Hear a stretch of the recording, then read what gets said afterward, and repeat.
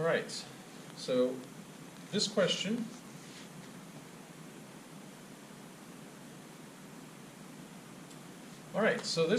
asks which quadratic of these has no real solution.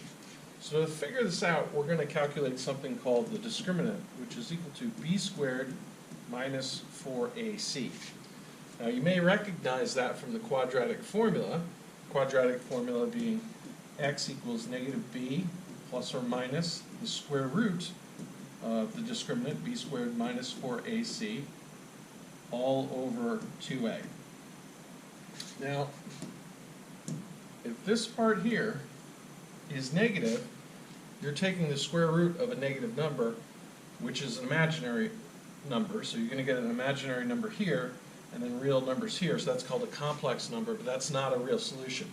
So what we're looking for is when this is negative. So what we're going to do is we're going to calculate the discriminant for each of these, and the one that has a negative discriminant is going to be our solution to this question, or answer to this question. All right, so I'm going to get rid of all this, and let's calculate A, B, and C first. So A is going to be our number in front of x squared. So in the first two, there's no number written in front of x squared. That means A is 1. Mathematicians like to omit the 1 a lot of times. And these next two, it's 4. Okay, I'm going to move over here.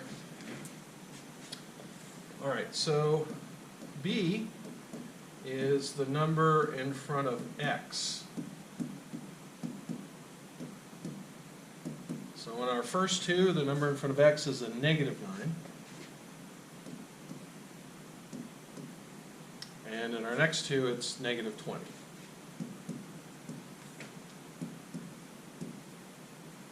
Now C is going to be the number all by itself. Okay, so that number at the end there. So the first one, C is 20. The second one, C is 11. The third one, C is 1. And then the fourth one, C is 36. Okay? So now let's calculate the discriminant for each one. So for A, we're going to figure out what b squared minus 4ac is. So we're going to do negative 9 squared. And when you put it in a calculator, you want the negative 9 inside of a parentheses with the square, your exponent with the 2 outside. If you put a negative in front and then just 9 squared, it treats it like 9 times 9 times negative 1. So it would be negative 81, which is not correct. We're going to subtract 4 times A, which is 1, times C, which is 20. So negative 9 squared is positive 81, and 4 times 1 is 4, times 20 is 80, so 81 minus 80 is 1. So that has a positive discriminant, meaning we have real solutions, so it's not our answer. So we're going to eliminate A. Okay, let's go and figure out what B is, or the discriminant for B is. So we're going to do b squared minus 4ac. So b, again, was negative 9.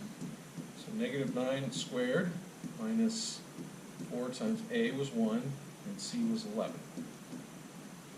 Negative 9 squared is a positive 81. 4 times 1 times 11 is 44.